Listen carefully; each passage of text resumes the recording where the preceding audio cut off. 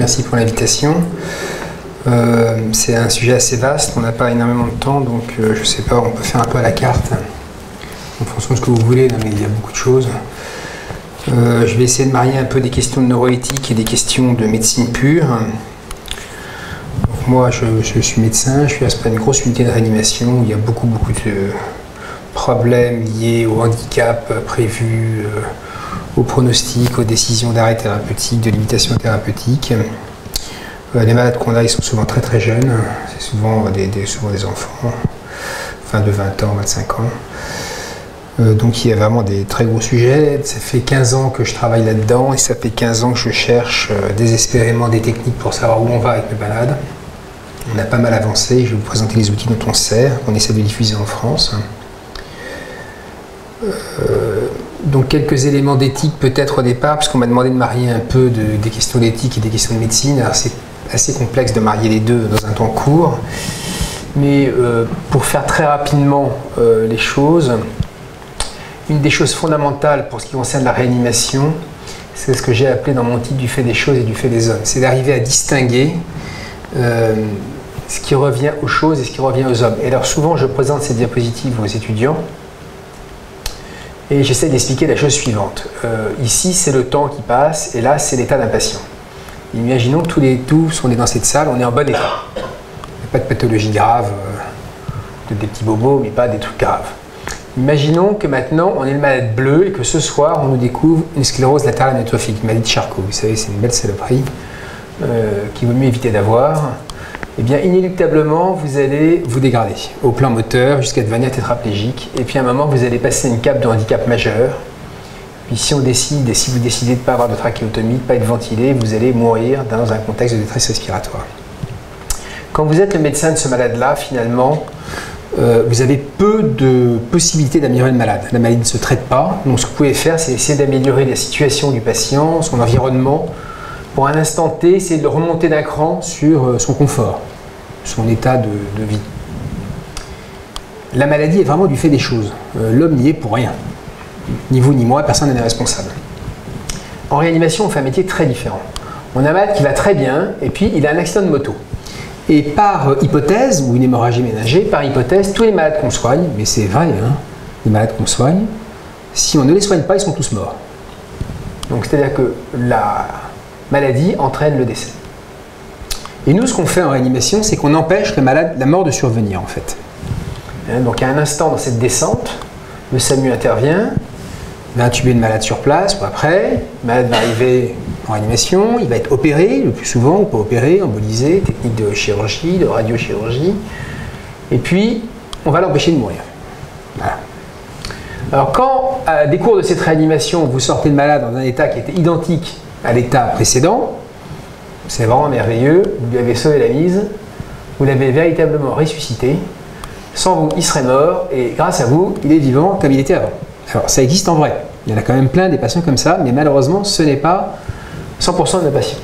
Quand vous sortez de malade avec un handicap modéré, bon, ben, on fait avec, ça se rééduque, et puis les gens s'adaptent, et vous connaissez le disability paradox, c'est-à-dire que quand on est malade, évidemment, on accepte beaucoup plus de handicap quand on se visionne handicapé et qu'on est bien portant.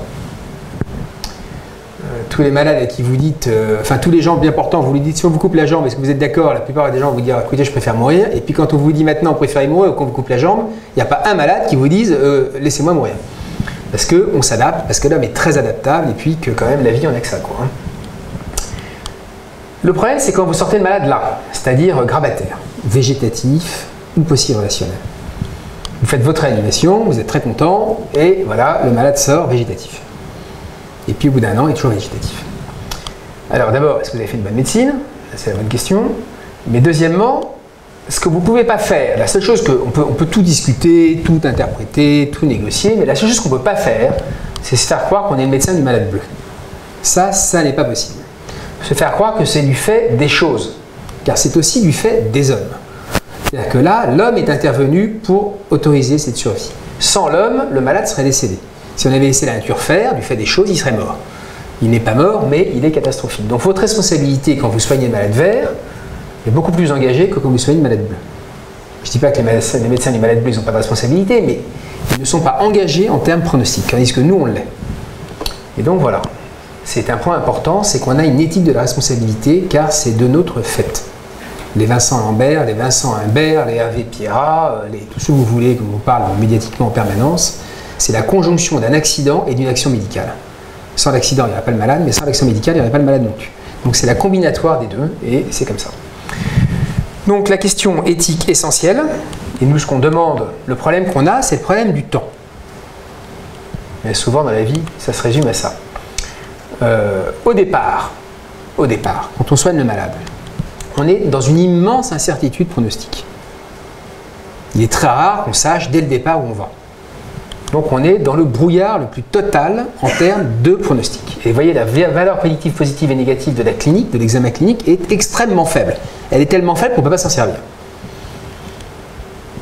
Sauf quelques cas extrêmes, mais le plus souvent, le malade va passer en mort cérébrale. Dans ces cas-là, on va laisser la nature faire pour laisser le patient évoluer vers la mort cérébrale. Et la dépendance au traitement est très élevée. Donc vous avez un état où si vous arrêtez les traitements, le malade va décéder, ça c'est certain, puisqu'il dépend à 100% des traitements de survie, mais par contre vous ne savez pas s'il faut les arrêter. Donc vous êtes bloqué. Et puis quand le temps avance, mettons qu'on est 5 ans plus tard, alors là vous avez le pronostic, ça c'est sûr. Vous savez qu'il est végétatif ou qu'il va très bien. Mais le problème, c'est quand vous êtes certain du pronostic, le malade ne dépend plus des traitements. Il n'y a plus que la nutrition, et c'est le cauchemar d'arrêter la nutrition d'un malade chronique, évidemment. Vous voyez bien l'affaire Lambert. Donc, vous voyez, on est dans une discordance complète. C'est-à-dire, quand on devrait savoir, quand on pourrait arrêter facilement parce qu'il y a beaucoup de traitements, eh ben, on ne sait pas. Et quand on sait, mais il n'y a plus de traitement. Donc, ce qu'on veut à tout prix, c'est demander, comme on fait toujours en médecine, c'est toujours la même chose, sauf qu'on l'applique au cerveau, c'est demander aux examens complémentaires de nous donner la clé de l'avenir. C'est comme ça qu'on bosse en médecine depuis la nuit des temps. Hein, quand vous avez un cancer, on vous dit voilà, vous avez 3 métastases dans le foie. Si on fait tel traitement, vous allez évoluer de telle façon. Si on ne traite pas de telle autre façon, et statistiquement, si on fait le traitement A, ça sera mieux que le traitement B. Grosso modo, c'est comme ça qu'on travaille. Mais c'est toujours évidemment des statistiques. Alors, après, on va affiner avec le génome, la médecine advisée, tout ce que vous voulez, mais à la fin, il y aura toujours une prise de risque sur le traitement qu'on va vous proposer. Mais on travaille comme ça en médecine, et généralement, on fait toujours avec des examens complémentaires. Par exemple, vous avez un souffle au cœur, il n'y a pas un chirurgien qui va vous dire écoutez, il n'y a pas de problème, je vous opère demain. On va vous faire une échographie cardiaque, on va mesurer vos valves, on va les recontrôler, et on va prendre une décision basée sur des examens complémentaires qui vont vous dire qu'à la fin, vu votre valve, statistiquement, il vaut mieux faire l'opération. Bien sûr, il y a un risque de mourir, mais il y a plus de risques si on ne fait pas l'opération. Donc en fait, on veut la même chose avec le cerveau. Alors, ce qui se passe, c'est qu'il y a un frein psychologique gigantesque à la mesure du cerveau. Autant, si vous voulez, pour mesurer le cœur, le rein, le foie, il n'y a aucun problème, tout le monde est d'accord. Autant quand on commence à mesurer le cerveau, ça embête tout le monde, parce que le cerveau se mesure lui-même, entre guillemets. Donc bref, nous on a besoin d'un outil qui nous dise rapidement, disons à 15 jours, 3 semaines de réanimation, quel est le pronostic à 2 ans. Et en fonction de ça, on prend des décisions. Mais des décisions basées sur des preuves. Bon, je passe sur ces cerveaux catastrophiques pour vous montrer que la médecine peut générer vraiment des trucs affreux. Vous voyez par exemple ce genre de cerveau, évidemment le malade ne peut pas aller bien, ça c'est sûr. Et ça c'est du fait des hommes. C'est combinatoire. Alors quelques définitions très très simples. Donc le coma, c'est une définition de réanimation. C'est un malade qui n'ouvre pas les yeux à la stimulation, ou spontanément. Vous devenez en état végétatif quand vous ouvrez les yeux spontanément. Mais la différence est quand même assez modeste. Donc on passe de coma à l'état végétatif quand on ouvre les yeux spontanément, et dans l'état végétatif, on ne répond pas aux ordres, quels qu'ils soient. Et les ordres sont très très simples. C'est tirer la langue, tirer la main, grosso modo. Ce n'est pas des choses très sophistiquées. Hein. L'état post-relationnel, c'est un petit peu au-dessus de l'état végétatif. C'est des malades qui vont répondre aux ordres de façon très inconstante et qui vont avoir un peu plus d'interaction avec l'environnement. Mais les états post-relationnels, ils sont grabataires. Il n'y a pas de vie sociale de qualité possible. Alors on peut discuter à l'infini de savoir si ça vaut le coup d'être dans un état post-relationnel. Clairement, d'un point de vue médical, humain, clairement, ça ne vaut pas le coup, entre guillemets. Ça ne vaut pas le coup. C'est-à-dire que si on l'est, on fait avec. Mais ça ne vaut pas le coup de faire des réanimations de 3 semaines, 1 mois et demi pour terminer comme ça. Si on a la preuve qu'on va terminer comme que le malade va terminer comme ça. Donc tout l'enjeu, il est là, si vous voulez. C'est de dire, si on est certain que le malade ne se réveillera pas, restera, parce que personne ne reste dans le coma. Tout le monde ouvre les yeux au bout d'un moment. Restera végétatif ou post-relationnel, voire même grabataire. Et après, c'est toute la question du handicap acceptable. Quel niveau de handicap on peut accepter par rapport à la réanimation qu'on fait, ça dépend aussi des valeurs des individus, alors c'est pas toujours facile de savoir ce qu'ils voulaient. on est obligé parfois d'interpréter un petit peu, mais les états végétatifs et post-opérationnels sont clairement, si on était certain du pronostic, et on essaye de s'en approcher, des états d'arrêt, enfin des états qui supposent des arrêts de réanimation. En tous les cas, qui suggèrent de le faire. Après, ça se négocie au cas par cas. Mais aucune famille vous dit j'ai absolument j'ai absolument envie d'avoir un fils végétatif, ça n'existe pas. Il vous dit je vous crois pas, vous me racontez des bêtises, ça c'est autre chose. Problème de confiance, dans le plus de mesure, parce que eux-mêmes les médecins parfois sont pas très clairs dans ce qu'ils disent. Mais voilà, personne ne souhaite être végétatif ou post-opérationnel. Après il y a la question des très gros handicaps. C'est sûr que si vous êtes bifrontal, c'est-à-dire que votre capacité cognitive est très réduite, que vous êtes hémiplégique, aphasique avec des troubles de la mémoire, quand même commencer à se poser des questions, parce que vous pouvez être même conscient, mais avec tout ça, ça ne vaut pas forcément le coup. Donc toutes ces questions du handicap acceptable sont des questions qu'on se pose au quotidien. Alors, donc, on développe des outils. Alors vous avez l'IRM, on en a beaucoup vu aujourd'hui. On se sert, il faut voir qu'en IRM, on est en train de changer de monde, mais en radiologie en général, puisque la radiologie jusqu'à maintenant, elle nous donne des images. C'est vraiment les radiologues sont des gens qui ont une culture de l'image. Il y a des radiologues interventionnels qui sont des chirurgiens, et puis il y a des radiologues qui sont des médecins radiologues, diagnosticiens, qui sont vraiment dans une culture de l'image, et on leur demande de devenir des biologistes, c'est-à-dire de transformer les images en chiffres et de mesurer les choses. Et donc on est dans un changement de paradigme complet de cette spécialité, mais qu'ils ont beaucoup de mal à accepter, qui est de se transformer en biologiste. Parce qu'un biologiste, qu'est-ce qu'il fait? Il répond des chiffres, mais les chiffres, on ne les répond pas n'importe comment. Il faut normer, il faut contrôler, il faut vérifier la norme, de faire du contrôle de qualité en permanence. Et les radiologues ne sont pas du tout dans cette façon de travailler. Et actuellement, un des gros problèmes qu'on a dans tout ce qu'on fait, c'est qu'on bute sur une espèce de poésie des radiologues qui sont infoutus de normer ce qu'ils font. Et les machines, et les images, et les séquences, et même les noms des séquences. Donc on se bat avec ce problème. Donc là, vous avez l'imagerie morphologique. Donc vous voyez par exemple ici des hypersignaux dans les codés et ici un petit peu dans le cingulum antérieur, et puis dans le putamen, ça s'appelle le putamen, comme dans les gris centraux, ça c'est le codé. De cette image-là, grise, un peu foncée, c'est pas normal. Mais l'étiologie de ça peut être absolument multiple. Ça peut être une ischémie, ça peut être un œdème cytotoxique, un œdème vasogénique, c'est aspécifique.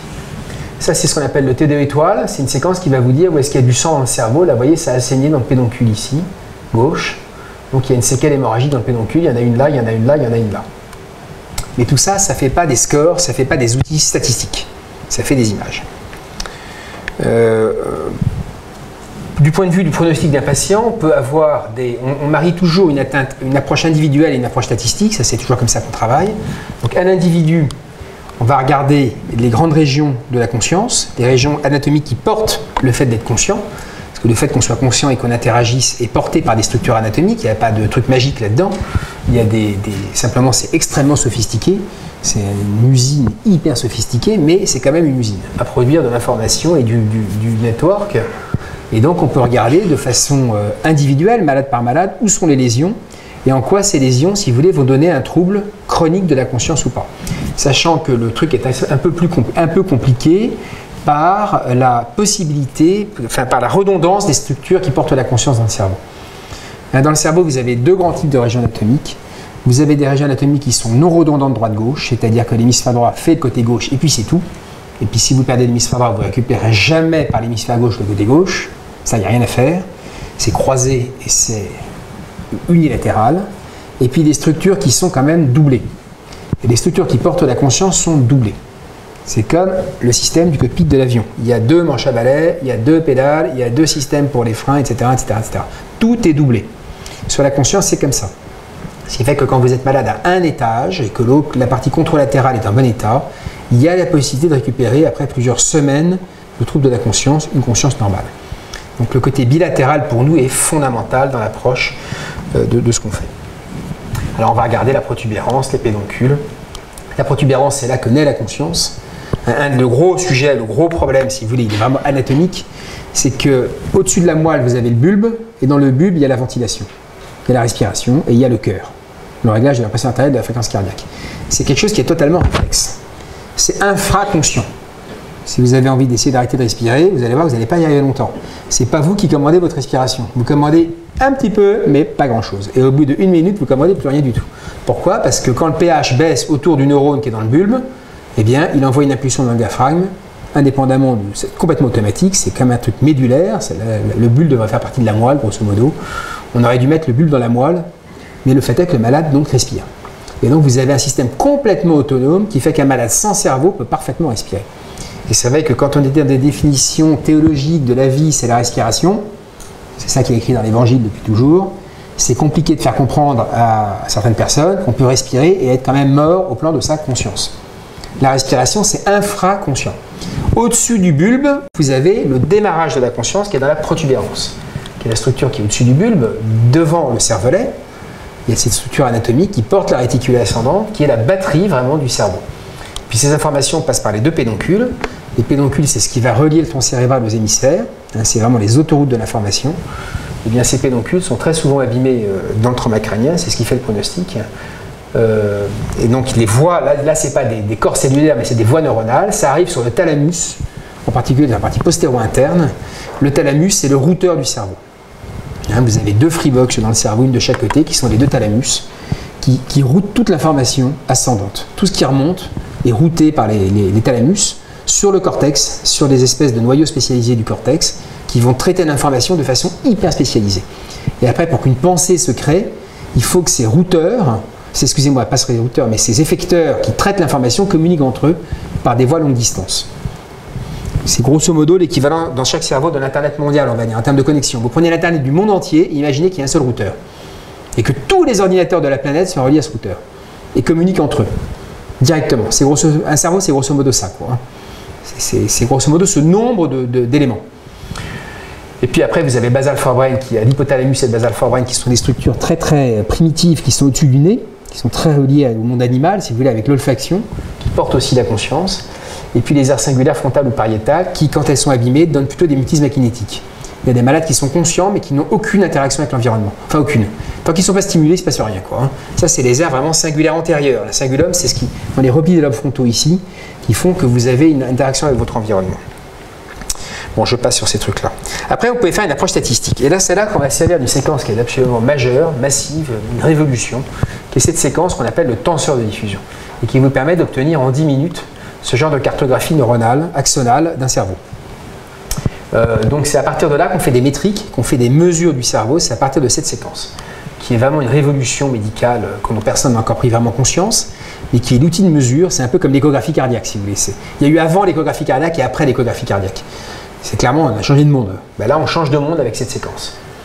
Alors le problème, c'est que je vous dis, c'est qu'on a un monde de gens qui sont extrêmement conservateurs, qui sont dans une culture de l'image et qui en plus ne veulent pas prendre la responsabilité de la mesure. Donc on est obligé de créer des softs presque dans leur dos, grosso modo, pour mesurer les choses. Donc le tenseur, je passe sur les détails de ce qu'on mesure, on n'a pas le temps de voir ça. Et voilà, donc moi je travaille sur une banque de données, qui actuellement, je vais vous la présenter un petit peu. Donc elle est sur le web. Voilà, hop. Ça y est, mon malade de Lille est arrivé, voilà. Donc je travaille sur une banque de données, vous voyez, pour le moment j'en ai 1271 des patients, vous voyez peut-être pas le chiffre ici. Ça c'est l'ensemble de mes malades. Là j'attendais une malade de Lille, elle est en train d'être uploadée par Lille. Donc je fais ça au niveau national et international. Donc je continue mon petit bonhomme de chemin. Donc là-dedans, pour vous présenter un peu les stats, c'est une banque de données qu'on a commencé il y a maintenant 7 ans. Vous voyez, en janvier 2007, 8 ans. Et on a cette courbe de recrutement. Et on continue à accumuler malade par malade. On ouvre des centres. En fait, dans chaque centre, on a des patients qui sont intégrés. On compare, chaque centre est normé. On a normé la machine de chaque centre en mettant des sujets contrôle dedans, des volontaires. Donc on crée une norme par centre et après on compare chaque malade à sa norme dans son centre. Et à partir de là, on lui applique des algorithmes qui concernent la population générale que l'on a pour faire une prédiction de son devenir neurologique. Donc c'est une banque qui est unique au monde, personne n'a ça, et qui permet de savoir beaucoup de choses sur le devenir des patients. Ça c'est mes inclusions. Vous voyez que pour le moment, voilà les sites qui incluent. Donc on a la Pitié qui est en premier, on a fait 49% des malades, mais on a quand même 7% de malades qui viennent de Rouen, 7% qui viennent de Liège. Je pourrais être un peu plus grand si vous voulez. Voilà. Donc on bosse avec Liège. La Timone, vous voyez à Marseille, ils sont en train de monter pas mal à 7%. Après on a Lille ici, à 6%, et puis après on a... non, c'est Clermont, excusez-moi, Clermont qui est là, je me trompe, Clermont-Ferrand qui est là. Après on a Monza en Italie, c'est près de Milan, après on a Lille ici, et puis Pellegrin c'est à Bordeaux, etc., etc. Et puis là-dedans, on travaille essentiellement sur les 3 pathologies qui nous intéressent le plus. Ça, c'est nos nombres de patients par étiologie. Donc, on a 251 patients contrôle, sujet contrôle, car pour normer tous ces centres, il faut à peu près 10 contrôles par centre. Alors, généralement, on n'en a que 7. Ça permet de faire une norme pour la machine, parce que la machine, il suffit de la dérégler d'une virgule pour que tout soit faux. Là, la façon d'acquérir l'image compte de façon considérable. Donc, on a un problème de contrôle qualité énorme. On a une question de contrôle qualité. On a 372 traumas crâniens ici, on a ACS 155 hémorragie méningée, la CNE 254 arrêt cardiaque, etc., etc. Donc cette base, elle s'incrémente quasi tous les jours de nouveaux patients. Puis on fait un énorme travail sur la base pour geler les malades quand on connaît leur outcome. Enfin, on travaille après patient par patient, on a les données cliniques, les données IRM, le contrôle qualité de ces IRM, etc., etc., etc. Par exemple... chaque centre ne voit que ses propres patients. Chaque centre, un utilisateur, il va accéder à son volume de malades à lui. Tous les malades sont codés, tout est anonymisé. Moi, je ne connais absolument pas le nom des malades qui sont là-dedans. Je m'en fiche complètement. Je connais les miens, je ne connais pas ceux de Lille, je m'en fous. Par contre, le gars de Lille, il sait évidemment qu'il a mis comme malade dedans. Et lui, il accède qu'à sa banque à lui. Mais par contre, il peut se référencer à l'ensemble de la databank pour faire du pronostic chez ses patients. Alors, je peux vous montrer dans la base démo, on a une base de démonstration qui permet de montrer notre système au centre que ça intéresse. Actuellement, on en va en phase d'ouverture de centre. Vous voyez, on sait en permanence sur où on est la base. Par exemple, là, je sais tout de suite que j'ai 906 malades qui ont été gelés dans le premier niveau de gel, c'est-à-dire qu'on connaît leur âge, le délai par rapport à l'IRM et surtout leur devenir à 1 an. Car tout le but est de comparer l'IRM fait à 15 jours ou à 10 jours ou à 1 semaine avec le pronostic à 1 an. Donc, sur mes patients, là, j'en ai, et il m'en manque, là, vous voyez, je peux vous dire, j'en ai 296, là, qui ne sont pas gelés. C'est-à-dire que je ne connais pas l'outcome. Mais comme ma date, c'est 1 an, j'en ai, là, actuellement, j'ai 19 malades qui ont un trauma crânien depuis plus d'1 an, dont on ne connaît pas l'outcome, sur les 250 et les brouettes. Donc c'est très peu, on a très peu de perdus, mais alors on fait un effort énorme pour connaître le devenir des malades. Et puis pour chaque malade, voyons, on produit un certain nombre de fichiers que les médecins vont aller chercher. Par exemple, celui-là. Donc là, vous êtes le centre, vous allez chercher votre malade comme ça, et puis vous avez tout un tas d'items. Vous avez le quality check qui va vous donner un film du contrôle qualité, enfin un PDF, excusez-moi. Là, par exemple, ça va vous sortir ce PDF-là. Je ne rentre pas dans tous ces détails, mais il y a tout un tas de trucs techniques sur des paramètres d'acquisition. Ça, vous voyez, c'est le paramètre d'acquisition de ce centre. En l'occurrence, ça, c'est malade de la Pitié, par exemple. Par rapport au groupe contrôle. Vous voyez, il faut absolument que les paramètres du malade soient exactement les mêmes que ceux du groupe contrôle. Et après, on a tout un tas de mesures de contrôle qualité qu'on fait ici, qui disent que le truc est de qualité correcte. On a des courbes qu'on garde, on a le LCR, on a tout ça, on a le nombre de direction. Bon. On a tout un tas de systèmes qui nous permettent de dire que l'IRM est de bonne qualité ou pas. Le calcul du résidu, tous ces trucs informatiques, ils sont très sophistiqués, qui vous disent dans le tenseur ce qui ne revient pas au tenseur. Des choses assez complexes qui nous permettent de dire que l'IRM est de bonne qualité. La mesure a été bien faite. Et puis après, on accède à des vidéos. Je ne rentre pas dans les détails, mais le principe est de... Le principe, c'est que vous avez un cerveau de votre malade. Et puis, avec des logiciels de morphing qui sont utilisés un peu sur Facebook, par exemple, pour mettre les faces les unes sur les autres, vous refitez ce cerveau dans un cerveau moyenné. Donc vous l'étirez quand il faut, vous le tirez, vous le mettez dans la place du cerveau moyenné. Et dans ce cerveau moyenné, vous avez un template, vous avez un masque de la substance blanche. Et dans ce masque, vous mesurez les valeurs normales et vous mesurez la variance du patient par rapport à la norme. Et on fait ça dans le film. Qui est ici, par exemple. Je ouvre ce film-là.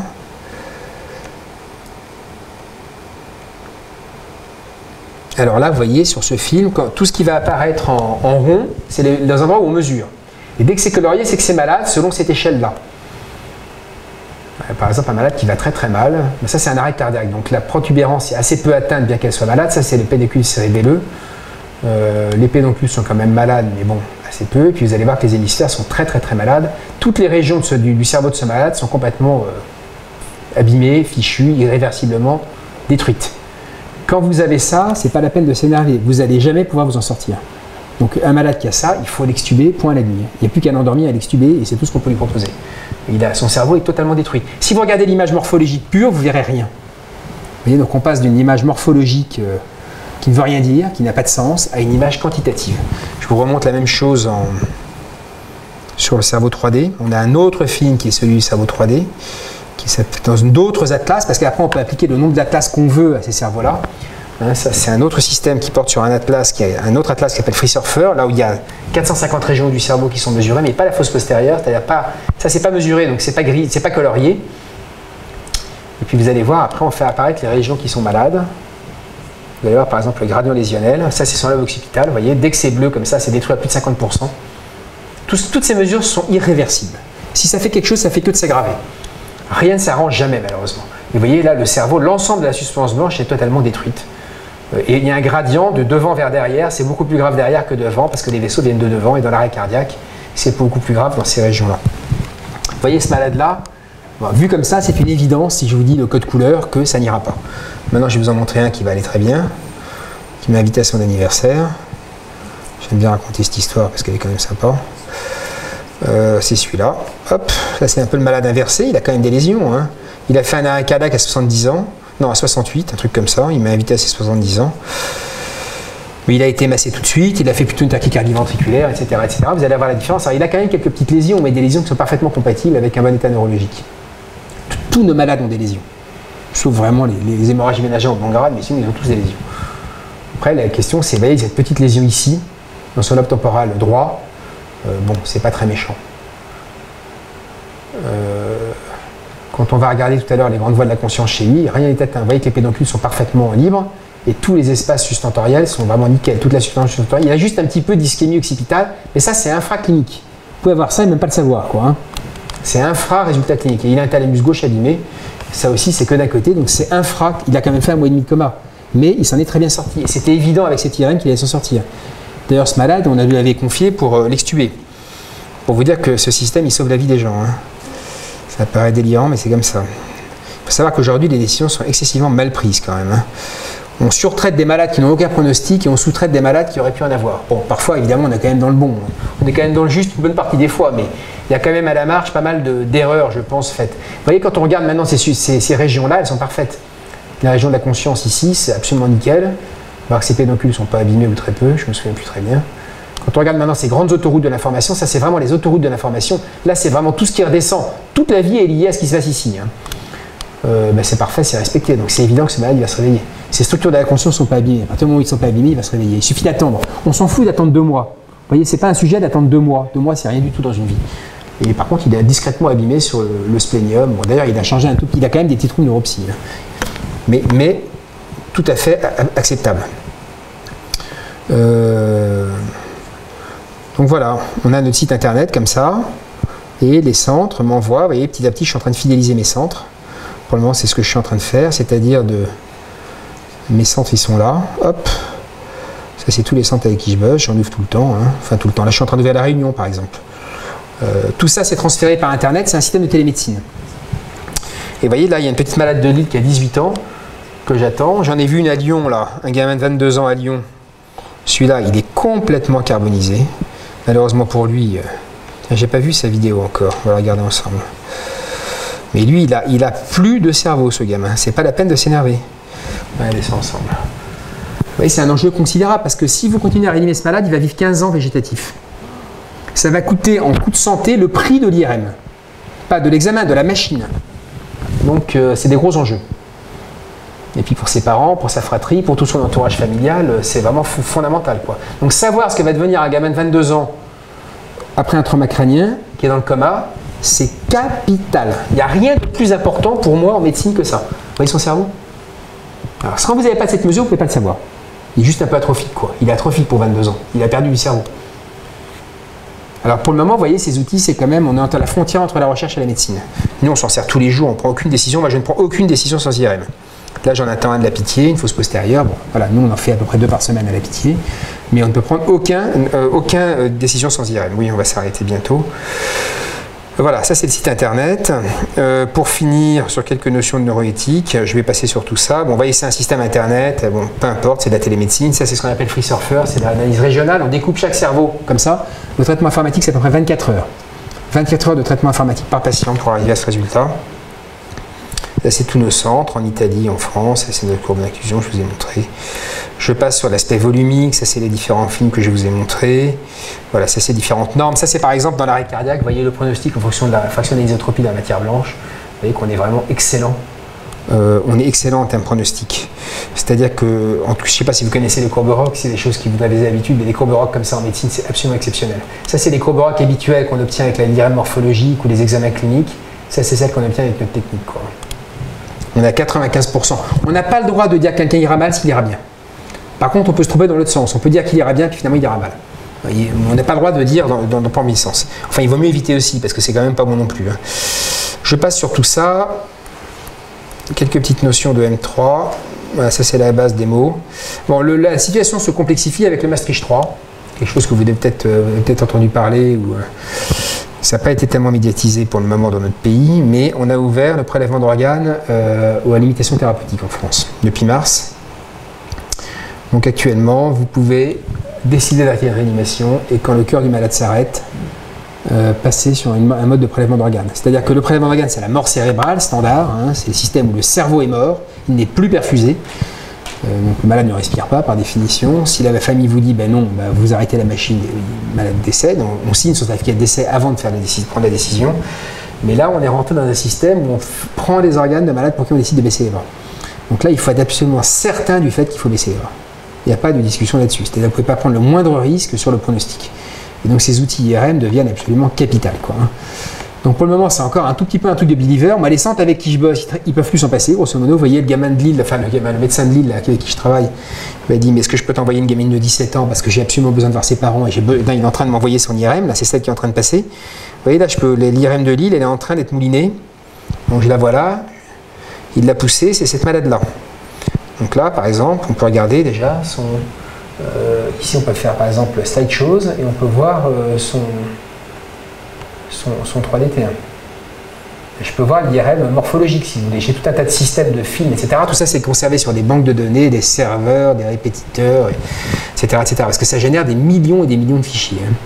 On est à peu près, là dans la banque, on doit être à 30 millions ou 40 millions de fichiers. Voilà, je vais m'arrêter là si vous avez des questions, parce que de toute façon, c'est sans fin ces discussions. Donc, si vous avez des questions, je serais heureux d'y répondre.